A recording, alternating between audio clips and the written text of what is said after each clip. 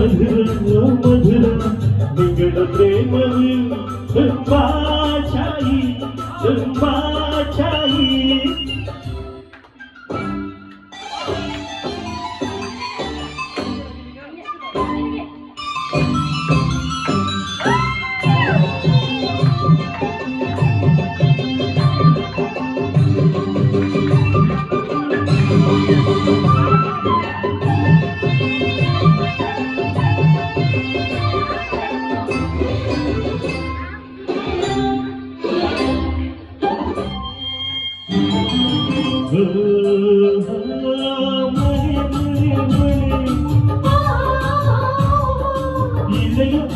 ಹಿಡಿದು ಬಂದು ಹೂವಿನ ಮಳೆ